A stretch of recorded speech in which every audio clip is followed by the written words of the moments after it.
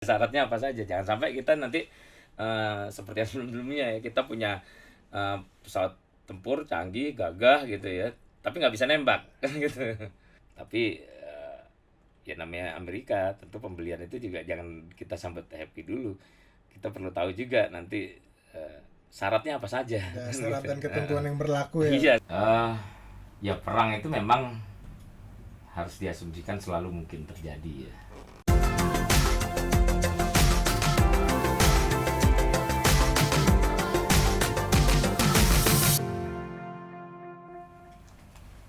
Tribuners, kembali dalam Tribun Corner kali ini bersama saya Malvin. Kesempatan kali ini kita akan berbincang bersama pengamat militer dari Institute for Security and Strategic Studies atau ISES, Bang Khairul Fahmi. Selamat sore Bang, sehat Selamat Bang? sore, sehat. Dengan Bang Fahmi, kita kali ini akan mengulas soal urgensi keputusan Menteri Pertahanan Prabowo Subianto membeli 42 unit jet tempur Rafale dari Prancis. Pembelian pesawat buatan Dassault Aviation ini ditaksir harganya mencapai ratusan triliun. Ini merupakan satu dari 5 kerjasama di bidang pertahanan yang disepakati setelah pertemuan Prabowo dengan Menhan Prancis Florence Parly di Jakarta. Benarkah pesawat ini merupakan strategi pemerintah Indonesia untuk menghalau agresivitas Tiongkok yang semakin menjadi di Laut Natuna? Atau sekadar hanya bagian dari modernisasi pesawat tempur TNI Angkatan Udara yang sudah semakin menua? Tanpa panjang lebar, kita akan membahas dan mengulas habis tentang pembelian pesawat tempur ini dengan Bang Fahmi. Bang Fahmi, bagaimana Anda melihat pembelian pesawat tempur Rafale yang dilakukan oleh Pak Prabowo belum lama ini? Apakah ini hanya sekedar modernisasi alutsista Angkatan Udara yang bertua, atau memang ini merupakan antisipasi pemerintah melihat sikap dan langkah Cina yang semakin agresif di Laut Natuna Selatan? Silakan Bang. Iya. Ya perang itu memang harus diasumsikan selalu mungkin terjadi ya. Jadi karena perang diasumsikan begitu ya, kita kemudian salah satunya adalah harus mempersiapkan diri sebaik-baiknya, membangun pertahanan yang kuat dan yang efektif gitu ya. Sehingga dalam hal ini tentu saja menghadirkan alat-alat perang, alat-alat utama sistem senjata ini ya menjadi keharusan bagi negara-negara yang sebenarnya tidak ingin perang juga gitu ya, tapi karena kalau mereka pertahanannya lemah, mereka tidak punya posisi tawar untuk kemudian bisa berdialog dan kemudian mencegah terjadinya perang. Nah, dalam hal ini pembelian Rafale ini memang ya pasti memikirkan aspek lingkungan strategis, termasuk dinamikanya baik di utara maupun di selatan kawasan Indonesia ini. Nah, tapi kita belum sampai ke sana ya. Artinya pertimbangan itu bukan yang utama. Pertimbangan yang utama kita adalah tadi modernisasi, dan ini bukan sekedar modernisasi juga. Sebagian besar alutsista udara kita ini usianya sudah cukup lanjut, sehingga secara kapabilitas ya nggak kapabel kan gitu, sehingga ini perlu diperbarui, dilengkapi dan ditambahkan gitu ya kemampuannya supaya kapabilitas pertahanan udara kita meningkat gitu. Jadi kita belum sampai mikir melihat Cina yang bermanuver di kawasan utara, atau Australia yang bikin kesepakatan dengan dengan Amerika dan Inggris misalnya. Kita belum melihat itu sebagai yang utama, tapi prioritas kita adalah memperkuat kapabilitas pertahanan kita terhadap ancaman dulu. Artinya kita nggak mikir perangnya, kita nggak mikir juga apakah kita bisa bertahan terhadap serangan-serangan atau tidak, itu nanti dulu. Tapi yang paling penting adalah kita membangun kekuatan. Ini 42 unit ini kan angka yang cukup banyak ya Bang, apalagi di saat yang bersamaan Indonesia dengan Korea Selatan juga tengah membangun pesawat tempur bersama yang disebut KF-21 Boramai. Ini nanti gimana nasib yang pesawat tempur yang dibangun bersama Korea Selatan ini? Karena kan Rafale kalau misalnya nanti jadi dibeli dalam jumlah yang banyak itu kan akan menghabiskan anggaran. Belum lagi tawaran pemerintah Amerika nawarin F-15 IX ke Indonesia. Oke. Secara faktual yang sudah disepakati itu adalah pembelian 6 unit pesawat Rafale ya. Jadi dari 42 unit yang disebutkan dalam kontrak atau dalam statement Menteri Pertahanan Prancis Parly dan Pak Prabowo itu sebenarnya yang faktual kan baru 6 unit ya. Sisanya itu akan direalisasikan secara bertahap dan jangka panjang ya, tentu juga harus menyesuaikan kemampuan pembiayaan dan anggaran negara kan begitu. Karena ya kita membutuhkan ruang fiskal yang cukup luasa ya untuk bisa belanja alutsista ini, sehingga justru dengan memperhitungkan keterbatasan anggaran yang kita miliki dari rencana 42 unit itu ya memang baru 6 yang direalisasikan. Jadi kita belum bisa bicara 42 unit, kita baru bisa bicara 6 unit, dan 6 unit itu pun juga kan itu tidak langsung sekaligus dibayar lunas tunai di depan gitu kan, enggak. Jadi ada tahapan-tahapannya pembayaran Bayar itu DP dulu. sampai kemudian 100% ketika ya pesawat itu sudah mendarat di Indonesia gitu kan. Dan itu diperkirakan sekitar ya 56 bulan lah gitu ya.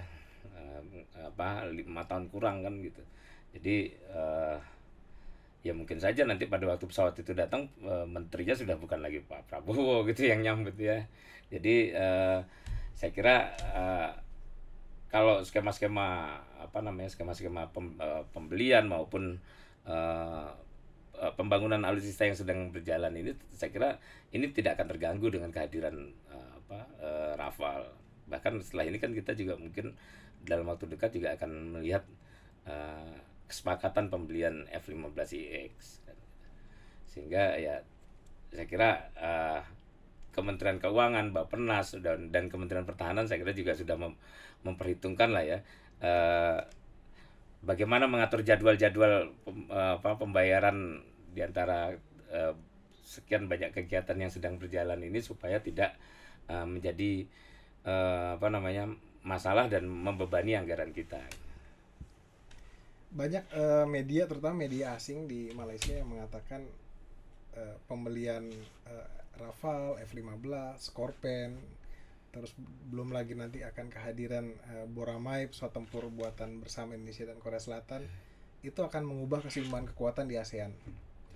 Indonesia yang tadinya awalnya hanya biasa-biasa saja, mungkin disebut-sebut akan memiliki kekuatan udara yang bisa dibilang paling kuat di Asia Tenggara, sehingga nanti keseimbangan kekuatan ASEAN yang selama ini terjaga akan berubah.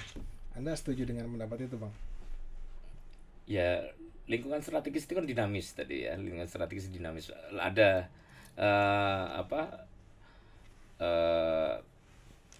aksi di salah satu negara gitu, salah satu kawasan, pasti akan diikuti oleh respon dan reaksi dari sekelilingnya gitu ya.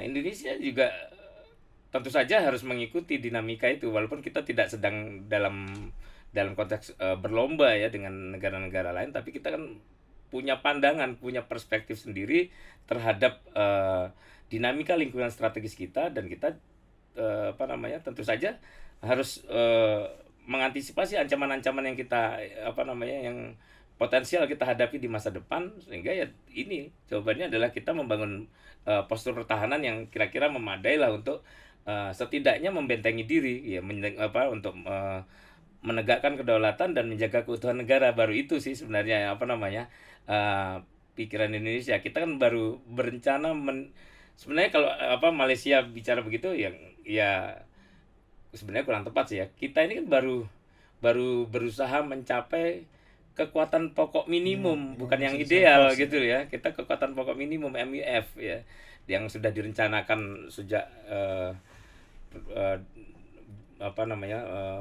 periode yang kemarin, tapi sempat masa periode pertama Pak Jokowi sempat stuck ya, tidak ada belanja yang signifikan, sehingga sekarang kita mulai merealisasikan beberapa hal yang tertunda kan gitu, sehingga ya kalau Malaysia bilang ini akan apa namanya, akan memicu ya perlombaan senjata lah kan gitu ya Iya. di kawasan Asia Tenggara. Sebenarnya bukan Indonesia pemicunya, ya kan. Siapa biasanya, Bang? Ya artinya eh, ya yang jelas dinamika di utara dan selatan tadi saya bilang kan apa namanya, Ada AUKUS, ada Cina. AUKUS di selatan, tapi AUKUS saja saya kira tidak cukup untuk meningkatkan ini ya, meningkatkan ancaman. Kemudian tapi ada juga dari utara di laut Cina Selatan. Nah, itu masalah juga, sehingga ya mau nggak mau negara-negara yang beririsan dengan dua hal ini tadi, ya saya kira pasti akan menyesuaikan menyesuaikan peta ancamannya, ya peta lingkungan strategisnya gitu kan. Kemudian memetakan ulang juga rencana-rencana kebutuhan mereka terkait dengan apa namanya, postur pertahanan tadi, sehingga dampaknya ya tentu saja menyiapkan anggaran yang apa namanya, yang proporsional dan belanja kan gitu. Jadi kalau Malaysia bilang seperti itu, enggak lah, bukan Indonesia pemicunya. Indonesia justru merespon aja ini sebenarnya. Nah, satu lagi nih, Bang. Ini yang menarik ini kan hanya hitungan jam setelah Pak Prabowo dan Menhan Prancis menandatangani kontrak pembelian 6 Rafale kan, tiba-tiba Washington memberikan izin pembelian 36 pesawat F-15. Ini kira-kira motifnya Amerika apa ini? Kok tiba-tiba dia memberikan izin? Apa jangan-jangan pengen ngejegal Prancis sama ketika Prancis kehilangan kontrak pembelian pembelian kapal selam dengan Australia, atau memang Amerika ingin memasukkan Indonesia sebagai bagian dari sekutunya untuk menghadapi Cina? Enggak, ini sebenarnya belanja yang sudah direncanakan juga ya. Pada waktu sejak sejak Pak Prabowo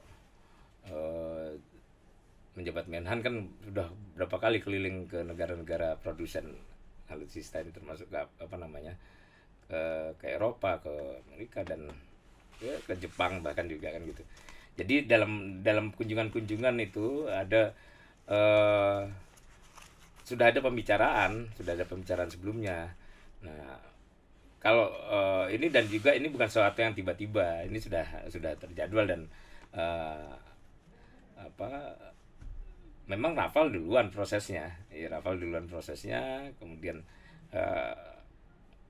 Amerika juga memang sedang berproses, dan kebetulan saja memang berdekatan jarak ininya ya, kalau saya kira memang berdekatan jarak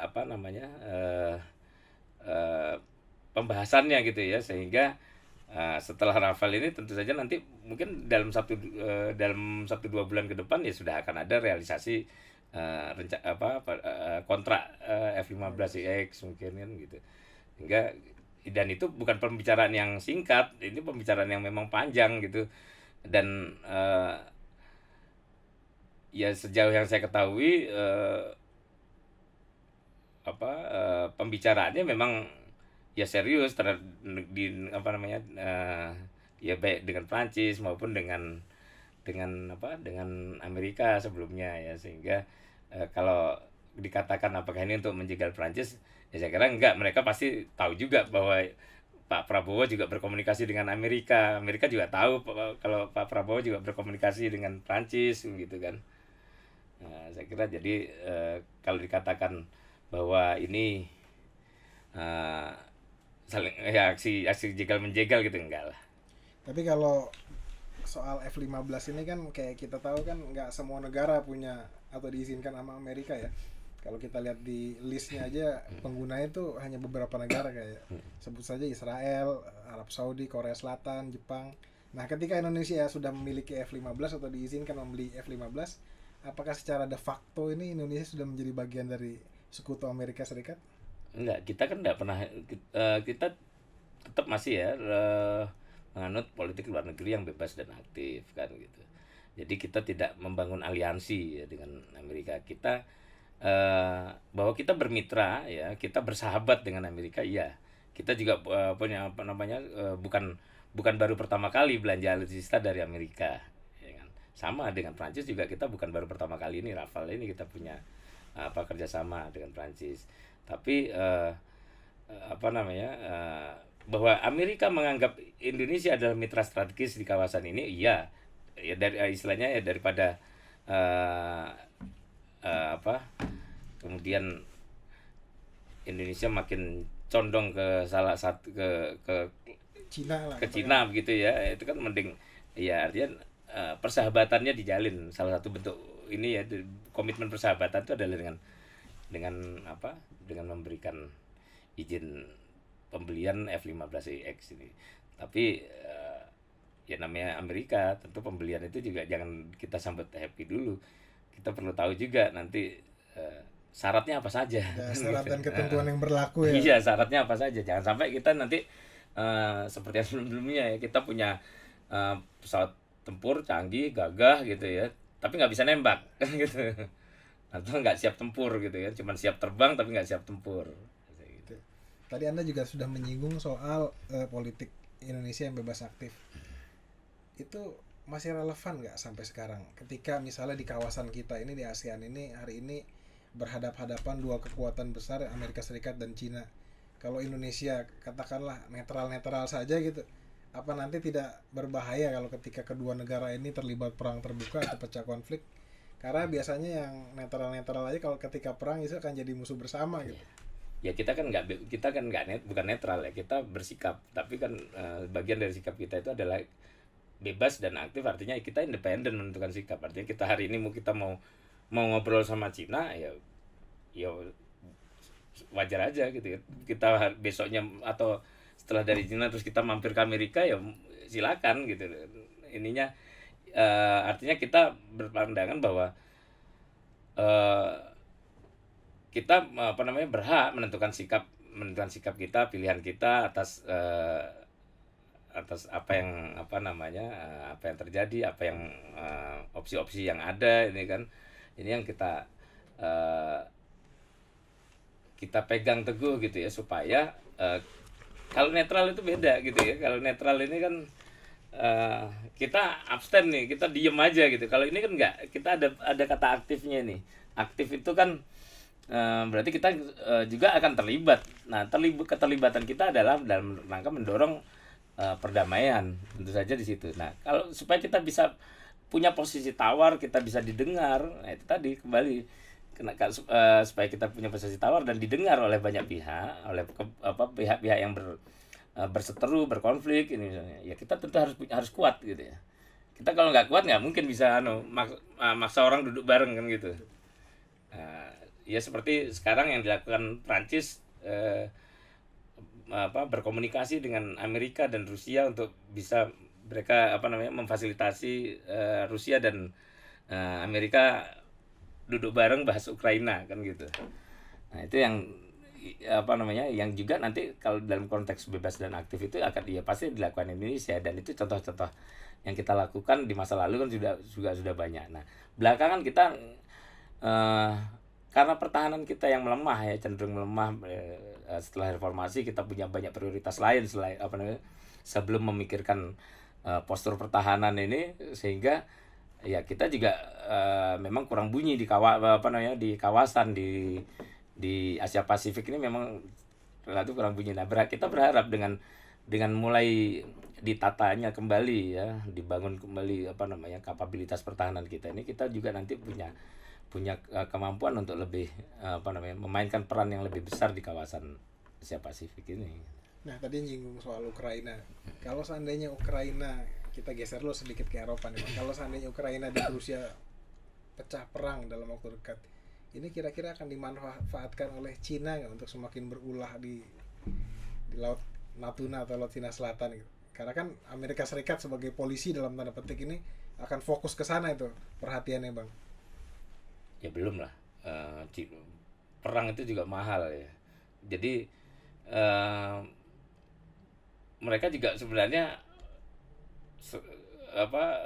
selalu akan mencari cara untuk menghindari terjadinya perang, karena bagaimanapun perang itu akan eh, lebih banyak ruginya daripada untungnya gitu ya, karena apa ya, menguras tenaga, memakan korban gitu ya, infrastruktur rusak, sehingga eh, ya yang dilakukan sekarang ini kalau saya lihat sih masih eh, dalam kapasitas ini ya, dalam konteks eh, ya saling ini aja, saling provokasi gitu ya, saling provokasi, sama yang terjadi di kawasan utara ini juga, di laut Cina Selatan ini juga masih bentuk-bentuk provokasi aja, dan itu eh, hanya saya kira belum akan sampai kemudian terjadi apa namanya, terjadi Konflik terbuka. konflik terbuka gitu ya.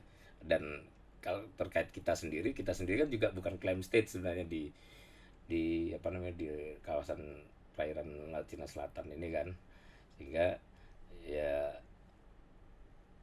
yang paling penting itu sekarang kita ngamanin pagernya dulu lah gitu. Bang, sambil minum bang. Oke.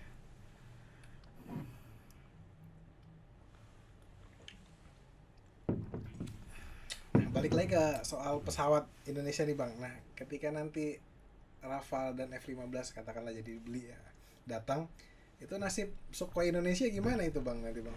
Sukhoi yang mana? Sukhoi yang kita punya sekarang ini, Sukhoi Ya 27, tetap Sukhoi berjalan, 30. tetap dioperasikan, nggak ada masalah. Ya sama kayak kita dulu punya F-16, kita sebelumnya masih punya Hawk MK53, misalnya punya F-5 gitu ya, tapi tetap masih digunakan. Hawk 100, Hawk 200 dulu datang, yang sebelumnya juga masih dioperasikan ya. Tentu sepanjang masih bisa digunakan ya digunakan. Tapi kalau pesawatnya semakin banyak dengan jenis atau dari negara-negara yang berbeda, itu akan berpengaruh terhadap biaya pemeliharaan nggak bang? Kan masing-masing sudah sudah punya eh, punya perhitungan ininya ya Pak, biaya pemeliharaannya masing sendiri ya. Tentu memang ada perbedaan ya dalam hal apa biaya pemeliharaan di, ya tentu pelihara 10 dan dengan jenis perawatan yang sama kan tentu berbeda ininya ya, nilainya dengan cuman punya lima tapi apa harus dipelihara di bengkel yang berbeda, dengan kru yang berbeda, dengan alat yang berbeda gitu kan. Nah, tentu ada ini ya, ada konsekuensi biayanya, tapi kita memang harus ambil itu. Kita harus memilih, harus memiliki mitra ya, dalam hal untuk belanja alutsista ini eh, apa namanya, yang berbeda-beda gitu ya, karena kita ini masih punya ketergantungan terhadap impor alutsista. Kita belum punya kemandirian Kita ya belum kan? bisa bang ya bikin Iya. pesawat sendiri. Nah, gitu. ya makanya kita belum mandiri ya kan, belum mandiri. Industri pertahanan dalam negeri kita masih butuh berkembang. Nah, untuk itu kita butuh apa namanya, pengetahuan yang lebih banyak, apa namanya, lebih juga masih butuh transfer teknologi dari beragam negara produsen alutsista ini gitu kan. Sehingga kalau kita mengandalkan Amerika saja atau Rusia saja, kerugian kita adalah kita tidak mendapat transfer teknologi dari negara-negara produsen yang lain gitu kan. Sehingga kita memang perlu ini apa namanya, perlu berkaya. Makanya sekarang ini kan pada saat yang bersamaan, hampir bersamaan, kita kita belanja kapal dari Inggris, dari Itali, terus kemudian ini pesawat kita ambil dari Perancis dan Amerika sekaligus. Kemudian nanti juga ada apa namanya, ada pesawat yang sedang dibangun juga bersama Korea, ada nanti juga belanja dari Jepang gitu kan.